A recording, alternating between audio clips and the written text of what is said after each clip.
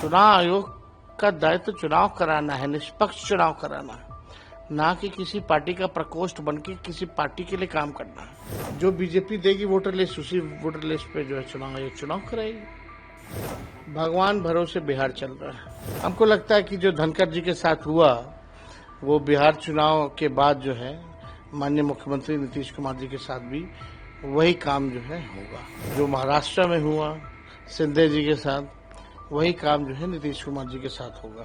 देखिए, बड़ी आश्चर्य की बात है कि अचानक से मानसून सत्र के पहले दिन तो उन्होंने बहुत ठीक ठाक चलाया था और अचानक से रात में ये सूचना मिली कि उन्होंने इस्तीफा दे दिया है। अब दिया गया है कि लिया गया है, ये सवाल खड़ा होता है। अगर अचानक से स्वास्थ्य बिगड़ा है तो उसी समय इस्तीफा देने की तो बात हो नहीं सकती है। और पहले भी आप देखिएगा कि अगर स्वास्थ्य ठीक नहीं था तो सत्र पहले चालू होने से पहले भी वो दे सकते थे इस्तीफा। हालांकि ये चर्चाएं हैं और लोगों की जहन में भी है कि इस्तीफा जो है लिया गया। अब क्या कारण है क्या नहीं कारण है ये तो वही बेहतर बता सकते हैं, लेकिन हमने तो कल पूरा उनका देखा, वो तो स्वस्थ लग रहे थे और पूरा हाउस उन्होंने चलाया है। अगर ऐसी कोई बात आती तो वो सदन में भी रख सकते थे। अब सवाल ये उठ रहा है कि अब आज बिहार सदन में असेंबली में बिहार के कई एमएलए ने कहा कि नीतीश जी को भी अब राष्ट्रपति बनाते हैं। आपको लगता है कि वो बनने की स्थिति में? देखिए, मुख्यमंत्री जी अचेत अवस्था में हैं, उनकी सेहत को लेकर के खबरें भी आ रही हैं, लोग फिजिकल तौर पे देखते भी हैं।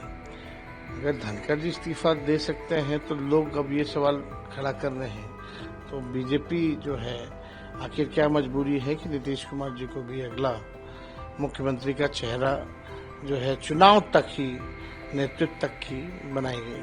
हमको लगता है कि जो धनखड़ जी के साथ हुआ वो बिहार चुनाव के बाद जो है माननीय मुख्यमंत्री नीतीश कुमार जी के साथ भी वही काम जो है होगा। जो महाराष्ट्र में हुआ शिंदे जी के साथ, वही काम जो है नीतीश कुमार जी के साथ होगा, क्योंकि अमित शाह जी ने स्पष्ट कर दिया है कि चुनाव तक ही उनका नेतृत्व है। चुनाव के बाद समय बताएगा कि बिहार का मुख्यमंत्री कौन होगा। तो आप कहना चाहते हैं कि अगले धनखड़ बन जाएंगे नीतीश कुमार? ये बात तो सब लोग पहले से ही कह रहे हैं और हम नहीं कह रहे, अब तो अमित शाह जी ने कह दिया है। उनके आर्टिकल भी हम लोगों ने देखे हैं, उनके बयान को भी देखा है। उनका यही कहना है कि समय बताएगा कि कौन बिहार का मुख्यमंत्री होगा। अभी फिलहाल उनके नेतृत्व में रहेंगे। तो जब बीजेपी के लोगों ने ही, अमित शाह जी ने स्पष्ट कर दिया है, तो आजकल तो सब सेंट्रलाइज हो रखा है। दो लोग जो चाहते हैं वही होता है। आज सदन में आप लोग पहन के पहुंच रहे हैं, उसके पीछे क्या वजह है? देखिए, काले कुर्ते का मतलब ये है कि हम लोग जो है प्रोटेस्ट कर रहे हैं और लोकतंत्र की जननी बिहार है और वहीं से लोकतंत्र को खत्म करने का प्रयास कर रही है चुनाव आयोग बीजेपी के इशारे पे। लोगों का अधिकार ही नहीं छीन रही है वोट का, बल्कि अस्तित्व को ही मिटाने में लगी हुई है। और हम लोग बिहार विधानसभा, क्योंकि बिहार का लोकतंत्र का मंदिर सबसे बड़ा है, वहां हम चाहते हैं कि इस इशू पे, एसआईआर के इशू पे चर्चा हो। लेकिन सरकार के लोग जो हैं भाग रहे हैं। आखिर क्या कारण है कि सरकार के लोग जो है एसआईआर पे चर्चा करने से भाग रहे हैं? सुप्रीम कोर्ट ने भी फटकार लगाई, इलेक्शन कमीशन को सलाह दिया, लेकिन इलेक्शन कमीशन अब तक जो है प्रेस कॉन्फ्रेंस उनके कमिश्नर अब तक जो है नहीं किए हैं। आखिर क्या कारण है? डर किस बात का है? छुप के क्यों आप ये काम कर रहे हैं? खोल के अगर कहीं कंफ्यूजन है, कहीं सवाल पूछे जा रहे हैं, तो आपको सामने आकर के इसका जवाब देना चाहिए। लोगों में असमंजस की स्थिति है। आज वोटर लिस्ट से नाम कटा, यानी पेंशन कार्ड दोगे, फिर राशन कार्ड दोगे, फिर जितने सरकारी स्कीमों का लाभ जो गरीबों वंचितों को जो मिल रहा है वो भी नहीं मिलेगा। फिर और चुनाव आयोग कौन होता है तय करने वाला कि इस देश का नागरिक कौन होगा नहीं होगा?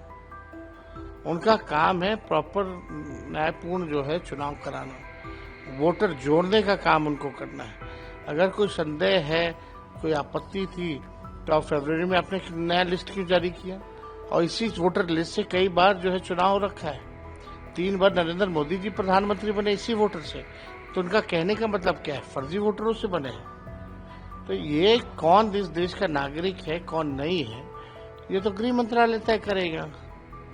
चुनाव आयोग का दायित्व चुनाव कराना है, निष्पक्ष चुनाव कराना, ना कि किसी पार्टी का प्रकोष्ठ बन के किसी पार्टी के लिए काम करना है। तो इस पे हम लोग चाहते हैं कि चर्चा हो, और पार्लियामेंट हो या विधानसभा हो, लगातार जो है चाहे सांसद हो विधायक हो, सब लोग सवाल उठा रहे हैं। और हम लोग क्यों नहीं उठाएंगे सवाल? जो वोटर्स हैं, जो गरीब हैं, उन्हीं के वोट से चुन करके हम लोग आते हैं। अगर उनके अधिकार को आप छीनिएगा तो हम लोग कैसे चुप बैठ सकते हैं? तो एकदम इस पे चर्चा होनी चाहिए, गंभीर चर्चा होनी चाहिए। बड़ा ड्राइव चल रहा है, 8 करोड़ मतदाताओं का सवाल है। किसी एक वोटर का भी अगर कटता है तो ये अपराध है, और कानूनी संविधान में है कि भाई 18 साल के होने पर आप वोटर रहे देश के, आप ये नहीं छीन सकते। लेकिन दिक्कतें क्या आ रही है, क्यों नहीं चर्चा होने दे रही है? और एक चीज और इसमें है कि आप लोगों को पता चला किसके वोट काटे जा रहे हैं, क्योंकि बहुत लोगों का तो छटनी हो चुका है। देखिए, हमको जहां तक जानकारी है कि 12 से 15% जो वोटर लिस्ट में जो नाम है ये लोग काटने की तैयारी में है। सबको पता है कि आपका मजबूत बूथ कौन सा है, किसका कमजोर बूथ है। आजकल तो सारा डेटा है, हमारे पास भी है, तो स्वाभाविक रूप से भाजपा के पास भी होगा। तो अगर 10 वोट भी एक बूथ से काटा जाएगा तो पूरे एक विधानसभा में 3200 वोट होते हैं। और पिछले बार 2020 के चुनाव में 3000 से नीचे लगभग 32 से 35 सीटें जो हैं, जहां हार और जीत का निर्णय हुआ था। तो ये समझ सकते हैं बड़ी एक साजिश है, लेकिन किसी भी कीमत पे हम लोग जो है इस लड़ाई को छोड़ेंगे नहीं। मामला कोर्ट में भी है, 28 तारीख को कोर्ट का अगला डेट है, और कोर्ट का सलाह भी नहीं मान रही है इलेक्शन कमीशन। जो डॉक्यूमेंट्स मांगे जा रहे गरीबों के पास है नहीं। आपने कई एक वीडियो देखे हुए, कई एक जो निष्पक्ष जर्नलिस्ट है प्रूफ के साथ, बीएलओ जो है खुद ही अंगूठा मार रहे हैं, खुद ही साइन करके अपलोड कर, लोगों को पता ही नहीं। आप लोगों ने ये सवाल उठाया कि जो आदमी, जो मजदूरी, या जो लोग बिहार से बाहर रहते हैं, हमेशा आप तो कई प्रेस कॉन्फ्रेंस में, या हमने चुनाव आयोग को कई बार चिट्ठी भी लिखा, ये चुनाव आयोग हमारी टीमें भी गई, हम भी गए बिहार में, कोई जवाब नहीं है इनके पास। 4.5 करोड़ बिहार के लोग जो है तकरीबन जो है बाहर रहते हैं, बड़ी संख्या है। तो कहीं ना कहीं, और ये काम जो पिछले बार एसआईआर हुआ था 2003 में, 1 से 2 साल लगे थे। अभी कैसे अब आप जो है 25 दिन के अंदर पूरा प्रक्रिया जो है पूर्ण कर लीजिएगा। हम लोग भी जाति आधारित गणना कराए थे तो 9 से 10 महीने लगे थे, उसमें कोई डॉक्यूमेंट की जरूरत नहीं थी। कहीं जगह तो लोग गए ही नहीं है। कितना बड़ा फर्जीवाड़ा चल रहा है केवल टारगेट पूरा करने के लिए, बहुत ही शर्मनाक बात है ये। तो चुनाव में इसी से जीत और हार लिपापोती कर रही है, आई वॉश है। अब तो ऐसा लग रहा है ये आई वॉश है, जो बीजेपी देगी वोटर लिस्ट, उसी वोटर लिस्ट पे जो है चुनाव आयोग चुनाव कराएगी। एक और सवाल, बिहार में जिस तरीके से कानून व्यवस्था की हाल है, रोज आए दिन 4-5 मर्डर हो रहे हैं, आज भी हुए हैं, तो कैसे देख रहे हैं इन चीजों को? भगवान भरोसे बिहार चल रहा है। अब सरकार और पुलिस ने पल्ला झाड़ रहा है कि हम आपकी सुरक्षा की जिम्मेवारी नहीं ले सकते। कई पुलिस अधिकारियों ने भी ये बयान बेतुका दिए हैं, कई सरकार में बैठे लोग जो है बेतुका बयान देते हैं। लगातार अपराध हो रहा है, गोलियां चल रही हैं, कहीं सुनवाई नहीं, कहीं कार्रवाई नहीं, हाहाकार मचा है, लोग डरे और सहमे हैं बिहार के लोग। घर अब आपका सुरक्षित नहीं है, अस्पताल सुरक्षित नहीं है, आपका दुकान सुरक्षित नहीं है, सड़क सुरक्षित नहीं है, स्कूल कॉलेज सुरक्षित नहीं है। कहाँ गोलियां नहीं चल रही है? मेरे घर के बाहर अगर गोलियां चल रही है, जो आप समझ जाइए कि जो सबसे बिहार में सुरक्षित जगह है, अब तक अपराधी नहीं पकड़ा गया, तो आप समझ सकते हैं कि क्या स्थिति है बिहार की। मुख्यमंत्री अचेत अवस्था में, ना प्रधानमंत्री कुछ बोलते हैं, मीडिया से इंटरैक्ट करते हैं, ना हमारे मुख्यमंत्री इंटरैक्ट करते हैं। जवाबदेही किसी की होनी चाहिए ना। यहाँ जवाबदेही कोई लेने को तैयार नहीं, केवल अपनी कुर्सी की चिंता है, केवल भ्रष्टाचार, पैसा कमाने में लोग लगे हुए हैं, बिहार के खजाने को लूटने में लगे हुए हैं लोग। कल आपने ट्वीट किया कि एनडीए की बैठक में आपस में सब उलझ गए, आखिर क्यों ऐसा क्यों हो रहा है गठबंधन में? वो तो सब लोगों को पता है, सार्वजनिक चीजें हैं, यहाँ ऐसा हो ही रहा है। तो एनडीए में सब कुछ ठीक थोड़ी है। एनडीए में बहुत तरह के, बीजेपी में कई गुट हैं। इन लोगों का तो केवल बिहार की चिंता नहीं, बिहार के लोगों की चिंता नहीं, ये लोग केवल अपनी अपनी चिंता में लगे हुए हैं। इनको कोई लेना देना नहीं बिहार के विकास और बिहारी क्यों की तरक्की से। इनको बस अपनी तरक्की पसंद है और एक दूसरे को भ्रष्टाचारी कह रहे हैं। एक मंत्री दूसरे मंत्री को बोल रहे तुमने इतना लूट लिया, दूसरा मंत्री बोलते तुमने इतना लूट लिया। आप समझ सकते क्या स्थिति है। अब मुख्यमंत्री चुपचाप बैठे हुए हैं, तरस आता है मुख्यमंत्री जी पर। एक अंतिम सवाल, क्योंकि आप कह रहे हैं कि मुख्यमंत्री चिंतावस्था में है, कुछ चीज को देख नहीं पा रहे हैं, अब सवाल उठने लगे पूरे देश के बिहार में हुआ क्या है?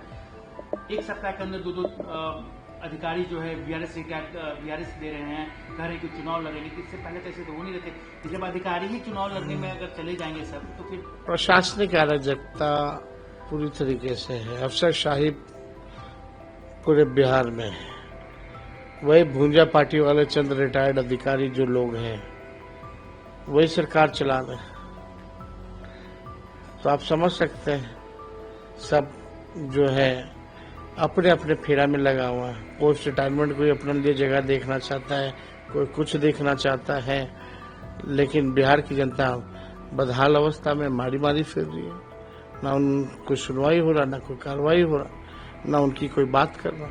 हम लोग बात को उठाते हैं तो हम लोगों को गालियां दिया जाता है, लेकिन हम लोग लड़ रहे हैं, जनता के लिए लड़ रहे हैं और आगे भी लड़ते रहेंगे और इस सत्ता को उखाड़ के फेंकेंगे। नया सरकार हम लोग बनाएंगे, महागठबंधन की सरकार बनेगी। अच्छा सर, एक और सवाल है कि जो आप लोग की अगर मान लीजिए सरकार आती है तो जो जितने भी आप कह रहे हैं कि ये रिटायर्ड अधिकारी लूटे हैं, ये क्या उस पर आप कार्रवाई करेंगे? आने वाले दिन में सब पे जांच बैठाएंगे? छोड़ा किसी को नहीं रहेगा, सब पे कार्रवाई होगी और ढंग से। अभी भी ईडी सीबीआई के पास एक केस है, अगर ढंग से अगर कार्रवाई करे किसी के बिना दबाव में आकर के, तो दूध का दूध पानी का पानी हो जाएगा। अगर आप ये वीडियो YouTube पर देख रहे हैं तो हमारे चैनल को सब्सक्राइब कर बेल आइकन दबाएं और Facebook पर देख रहे हैं तो हमारे पेज को लाइक करें।